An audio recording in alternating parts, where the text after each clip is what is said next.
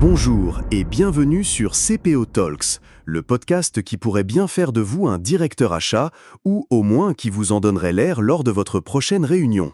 Quoi qu'il en soit, ce podcast regorge d'informations précieuses, vous êtes donc au bon endroit. Je suis Léo et je suis ravi que vous nous ayez rejoints pour cet épisode. Bonjour, je suis Mathilde et bienvenue dans ce Point Achat où nous plongeons au cœur de l'un des nombreux sujets d'actualité des achats et de la chaîne d'approvisionnement.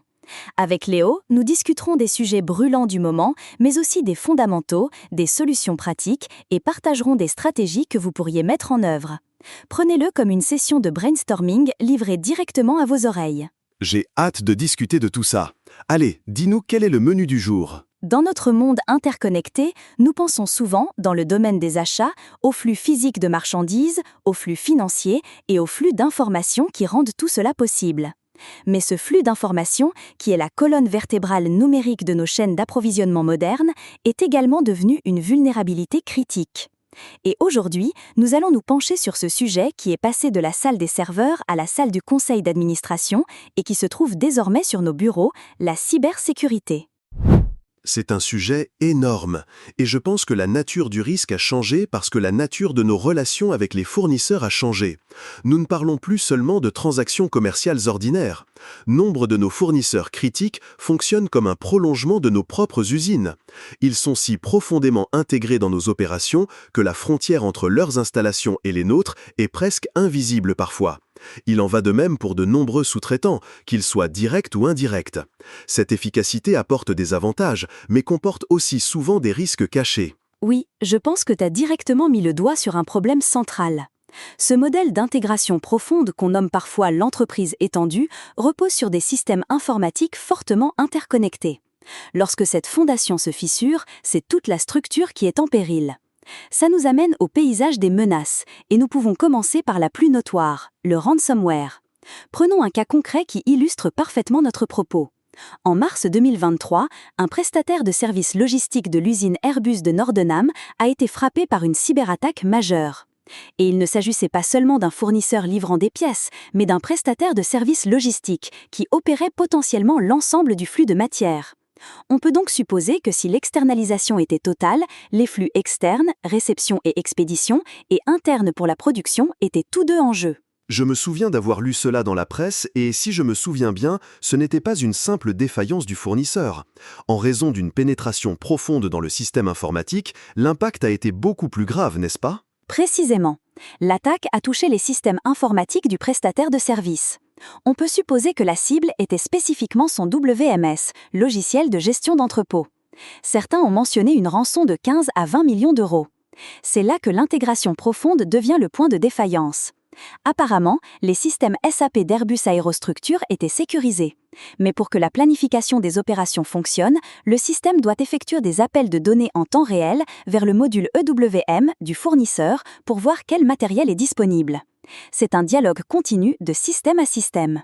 Lorsque le système de ce fournisseur de confiance a été compromis par le chiffrement des serveurs et des clients, on peut imaginer qu'après que les écrans soient devenus noirs, la connexion numérique a dû être immédiatement coupée pour empêcher la propagation de l'attaque. Poursuivons la logique. Si la connexion des flux de données entre l'interface du prestataire de service, Coglas WMS d'après certaines recherches que j'ai faites, et l'interface utilisateur, SAP EWM, a été immédiatement interrompue. En conséquence, après avoir épuisé quelques jours de stock comme c'est courant dans cette industrie, je parie que la production a été partiellement arrêtée car la logistique automatisée était complètement inopérante. Certaines sources m'ont dit qu'il a fallu 15 jours pour reconstruire le système et la base de données afin d'être sécurisé et fonctionnel à nouveau afin de rattraper le retard et de répondre aux besoins de la production. J'imagine qu'il a dû y avoir des perturbations massives, y compris des retards importants sur les chaînes d'assemblage finales du groupe. C'est un cas d'école parmi d'autres comme IDEA ou Derichebourg ont été attaqués et qui mettent en danger la continuité opérationnelle qui dépend entièrement de la sécurité d'un partenaire plus ou moins intégré. C'est un exemple terrifiant. Laisse-moi relier les points ici. Mon business est en ordre, mais la perturbation vient d'un partenaire de confiance dont les systèmes sont essentiellement branchés directement sur les miens. Cela montre que la menace ne concerne pas seulement la perte de données, mais un arrêt physique immédiat causé par ces interdépendances numériques complexes. C'est un effet domino qui commence par une vulnérabilité numérique et se termine par un arrêt physique. Et il existe d'autres grandes catégories de risques. La deuxième est l'attaque de la chaîne d'approvisionnement logiciel. Te souviens-tu de l'attaque de SolarWinds en 2020 ? Pas du tout, raconte. Il ne s'agissait pas du tout de coupures dues à un ransomware, c'était une campagne d'espionnage sophistiquée. Des hackers apparemment affiliés à un État ont corrompu le processus de mise à jour du logiciel de la plateforme SolarWinds Orient, un outil de gestion informatique très répandu. Ça signifiait qu'en faisant quelque chose d'aussi ordinaire que la mise à jour de leur logiciel, plus de 18 000 organisations, y compris de grandes entreprises et des agences gouvernementales américaines sensibles, ont involontairement installé une porte dérobée pour les hackers. Du point de vue des achats, c'est un cauchemar. Comment vérifier un fournisseur lorsque la menace est cachée à l'intérieur d'une mise à jour légitime d'un partenaire de confiance ? C'est sûr que ça brise totalement le modèle de confiance. Vous achetez un produit d'une entreprise réputée et il devient la source même de l'intrusion. Cela me rappelle avoir lu un article sur une attaque plus récente qui a eu un impact très direct sur les consommateurs. Les supermarchés Coop en Suède. Ah oui, parle-nous de ce cas. Un groupe de ransomware a compromis un logiciel appelé Kaseya VSA en 2021, qui était utilisé par des sociétés de support informatique, dont des milliers de petites entreprises. Les attaquants ont diffusé le ransomware via Kaseya à ses fournisseurs, qui l'ont à leur tour transmis à leurs clients. La chaîne de supermarchés suédoise Coop était l'une de ces victimes finales. Leurs fournisseurs de systèmes de paiement utilisaient le logiciel compromis et par conséquent, 800 magasins ont dû fermer physiquement parce que leur caisse enregistreuse ne fonctionnait tout simplement plus. Donc, laisse-moi relier les points ici. Une vulnérabilité dans une société de logiciels impacte un fournisseur de services informatiques qui impacte ensuite un fournisseur de systèmes de paiement qui force ensuite une chaîne de supermarchés à fermer ses portes. Waouh, c'est un fournisseur de rang 4 du coup qui a provoqué un arrêt complet au niveau des commerces. Mais comment pouvons-nous contrôler les fournisseurs de nos fournisseurs de nos fournisseurs ? Clairement, notre périmètre de sécurité n'est plus notre propre pare-feu. C'est la posture de sécurité collective de l'ensemble de la chaîne d'approvisionnement jusqu'aux éditeurs de logiciels que les fournisseurs de vos fournisseurs utilisent. Et cela ressemble à un problème informatique. C'est donc là que le directeur achat croise la route du directeur SI. Car pourquoi devrions-nous, aux achats, être les responsables de ça ? N'est-ce pas leur boulot ? C'est un débat que j'ai entendu de nombreuses fois. La mise en œuvre technique des pare-feux, de la détection des points d'extrémité et des normes cryptographiques incombe absolument au DSI et à ses équipes. Cependant, ils ne peuvent être seuls responsables du risque induit par les tiers. Nous sommes les gardiens de l'entreprise étendue. Pensez-y du point de vue de l'ingénierie des systèmes. Nous sommes les architectes du réseau de la chaîne d'approvisionnement et nous pouvons décider quels nœuds ajouter à notre système. Nous négocions les contrats et les termes de la relation. Donc, en gros, pour reprendre ta formulation, nous dessinons la carte de notre propre vulnérabilité. Et chaque fois que nous intégrons un nouveau fournisseur, nous perçons un trou dans nos propres défenses en accordant notre confiance à ce nouveau partenaire. Oui, mais bien sûr, l'informatique doit conseiller. Ils peuvent fournir des outils, mais ils ne sélectionnent pas le fournisseur et ne négocient pas le contrat. Ça, c'est nous qui le faisons. Quand j'ai commencé ma carrière en supply dans le secteur pétrolier, l'accent était mis sur la sécurité des actifs physiques, pipeline, raffinerie, dépôt. Maintenant, je dois reconnaître que les données circulant entre nous et un fournisseur de barils sont tout aussi critiques et potentiellement aussi vulnérables qu'une infraphysique. Maintenant, si nous acceptons ce rôle de gardien, quelle est la première étape ? Quelle est la première action concrète qu'un auditeur pourrait prendre dès demain matin ? Premièrement, ne pas chercher à tout faire en même temps. Vous ne pouvez pas imposer immédiatement un audit de sécurité de premier plan à tous vos fournisseurs dès demain matin. Ce serait opérationnellement impossible et vous aliénerait de nombreux partenaires. La première étape consiste à effectuer une segmentation selon les risques. C'est un exercice analytique qui relève des compétences des achats où vous et votre équipe pouvez cartographier les fournisseurs en fonction de leur profil de risque cyber. Il ne s'agit pas seulement du volume d'achat. Un fournisseur avec un faible volume d'achat pourrait représenter un risque très élevé. Vous pourriez vous poser 3 questions clés pour commencer cette segmentation. 1. Quel type de données partageons-nous avec ce fournisseur ?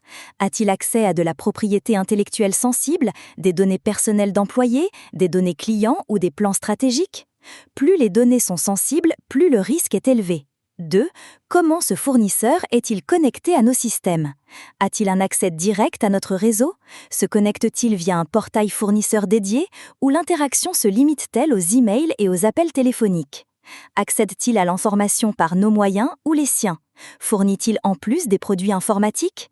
Plus l'intégration est profonde, plus le risque est élevé. Et 3. Quelle est la criticité de ce fournisseur pour nos opérations? Est-il un fournisseur unique pour un composant clé?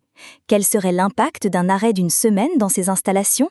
Plus il est critique, plus le risque est élevé. C'est assez similaire à la façon dont nous segmentons les fournisseurs pour la gestion stratégique des relations, ou pour le suivi des risques financiers en fait. Ça a du sens, avec une classification par niveau. Un groupe à haut risque, avec ceux qui reçoivent les plans de conception préliminaires ou qui sont profondément intégrés dans notre système de gestion de projet par exemple. Un groupe à faible risque, avec des fournisseurs multisources de pièces standards sur étagère, avec qui la seule connexion sont les emails, essentiellement les bons de commande et les factures. Et un groupe intermédiaire. Je suppose que la suite logique est une feuille de route différenciée. Précisément. Une fois cette segmentation faite, vous savez où concentrer votre énergie. Vous pouvez alors développer une stratégie correspondante pour chaque groupe. Vos fournisseurs à haut risque devront subir un processus de due diligence beaucoup plus rigoureux que ceux à faible risque. Cette cartographie est l'étape fondamentale. Elle transforme le problème d'une peur vague et écrasante en un projet gérable avec des priorités claires. Elle vous donne une base factuelle pour vos actions et vous permet d'expliquer votre stratégie au board à votre propre équipe. Maintenant vient la partie difficile. Comment faire? C'est là que achat et IT doivent collaborer efficacement. Nous apportons la relation fournisseur et le contexte commercial, ils apportent l'expertise technique. Le point de départ pour vos fournisseurs à haut risque est souvent un questionnaire de cybersécurité standardisé. Vous n'avez pas besoin de l'inventer vous-même. Il existe des standards industriels comme le CAIQ ou le SIG. Ce sont des documents volumineux, avec des centaines de questions qui couvrent tout, des politiques de contrôle d'accès et de chiffrement, au plan de réponse aux incidents et à la formation des employés. L'avantage d'un questionnaire standardisé est qu'il est reproductible et comparable. Vos fournisseurs les plus matures en ont peut-être déjà rempli un pour d'autres clients, ce qui fait gagner du temps à tout le monde. D'accord, je vois comment ça peut fonctionner pour une grande entreprise. Ils auront une équipe prête à répondre à ça. Mais qu'en est-il des plus petites entreprises? Je pense à une start-up avec laquelle nous travaillons qui a développé un nouveau type de matériaux composés. Ce sont des ingénieurs brillants, mais c'est une équipe de 50 personnes. Si je leur envoie ce type de questionnaire, ils l'ignoreront ou y répondront mal. C'est le dilemme classique, et ça souligne pourquoi une approche rigide et unique est difficile. C'est là que votre classification basée sur les risques est cruciale. Pour cette petite organisation innovante, vous devez appliquer un prisme différent. Vous ne pouvez pas vous attendre à ce qu'ils aient les mêmes processus documentés qu'une multinationale. Donc, au lieu de simplement envoyer le questionnaire ou même une version allégée et d'attendre une réponse parfaite, vous l'utilisez comme base pour une conversation. L'objectif n'est pas seulement d'obtenir une réponse oui-non, mais de comprendre leur posture. Peut-être n'ont-ils pas de plan de réponse aux incidents formels écrits, mais si vous leur demandez « Que feriez-vous si vous arriviez demain et que tous vos ordinateurs affichaient une demande de rançon ?», ils pourraient être capables de vous décrire une procédure étonnamment réfléchie, bien qu'informelle. Votre objectif est d'évaluer leur maturité réelle en matière de sécurité, pas leur capacité à produire de la documentation ou à répondre à un questionnaire. Oui, en fait, même une réponse parfaite à un questionnaire, maintenant que j'y pense, n'est qu'une déclaration d'intention. Pour être juste, nous aurions plutôt besoin d'une validation basée sur des preuves. Alors peut-être que notre prochaine étape devrait être, le cas échéant, des certifications tierces et des rapports d'audit. Je pense à la référence absolue en matière de gestion de sécurité informatique, la norme ISO 27001. Cette certification n'est pas seulement un contrôle technique, c'est un audit de l'ensemble du SMSI. Bien sûr, nous pourrions simplement cocher la case ISO 27001 ou SOC 2, qui en est une autre, comme prérequis pour la participation aux appels d'offres, disons, et dormir sur nos deux oreilles. Mais c'est un piège dont il faut se méfier, car ce n'est qu'un instantané qui prouve que l'organisation a un système de management robuste en place, qu'elle a défini des politiques, attribué des responsabilités, mis en œuvre des contrôles, et qu'elle a un processus d'amélioration continue et d'audits internes. Les certifications sont des signaux positifs forts, mais ne sont pas des garanties. Comme toujours. Laisse-moi relier les points ici. Mon processus pourrait être de définir la catégorie de risque de mon panel, de commencer par un questionnaire, de poursuivre avec une discussion pour comprendre leur contexte, de demander et d'examiner les preuves, que ce soit des certificats ou des rapports de tests d'intrusion. Et je suppose de documenter tout cela pour les fournisseurs existants et de l'insérer dans notre processus d'intégration pour les futurs. Exactement. Et le résultat pourrait être un plan de remédiation collaboratif. Vous acceptez de les intégrer, mais vous exigez contractuellement qu'ils atteignent certains objectifs dans un certain délai. Vous intégrez l'amélioration de la sécurité dans leur plan de développement, tout comme vous le feriez pour la qualité par exemple. Donc, nous ne serions pas seulement des gardiens, mais aussi des partenaires dans leur démarche de sécurité. Ça me fait penser à la nécessité de sécuriser tout ça dans un contrat. Partons pour approfondir un peu sur ce point? Oui, et c'est pourquoi ton deuxième meilleur ami après le DSI, c'est le directeur juridique, n'est-ce pas? Oui, toujours en contact avec Hélène. S'assurer que les accords verbaux et les plans de remédiation discutés lors des réunions fassent foi. Quoi? Une poigne de main en matière de cybersécurité ne suffit pas, l'équipe juridique doit être impliquée. Nos auditeurs reconnaîtront probablement que leurs conditions générales d'achat d'il y a quelques années ne sont plus pertinentes concernant notre sujet du jour, et qu'il y a besoin d'un avenant cyber robuste pour que le contrat soit un outil d'application puissant. Dans mon secteur, les choses sont rapidement passées de la bonne pratique à l'obligation légale. Tu parles de la réglementation par AIS de la ESA? Affirmatif, moi je dis EASA, mais ça doit être un horrible anglicisme. Pour ceux qui se demandent, il s'agit de l'Agence de l'Union européenne pour la sécurité aérienne. AIS, c'est un nouvel ensemble de réglementations sur la sécurité de l'information de l'EASA. C'est un exemple de cadre de conformité sectorielle. Il exige légalement que toutes les organisations détenant un agrément de l'agence, pour la conception ou la production, comme les OEM, les motoristes, les fournisseurs d'équipements, jusqu'aux organismes de maintenance, mettent en œuvre un système de management de la sécurité de l'information. L'objectif est de gérer les risques de cybersécurité spécifiques qui pourraient impacter la sécurité aérienne. Donc pour nous en ce moment, ce n'est pas juste une bonne idée, c'est la loi. Donc, une obligation directe pour l'ensemble du secteur? Cela doit changer la conversation avec les fournisseurs en termes d'application des exigences, je suppose, n'est-ce pas? À fond, oui. Ça fournit une base claire et non négociable. La conversation avec un fournisseur ne porte pas sur le fait de savoir s'ils devraient avoir un SMSI, mais sur la manière dont ils démontrent leur conformité à partie AIS, nous donnant un levier puissant dans notre relation pour exiger qu'eux et leurs sous-traitants respectent ces exigences comme condition pour faire des affaires avec nous dans le périmètre de l'EASA. Ça formalise la répercussion en cascade des exigences dont nous discutions.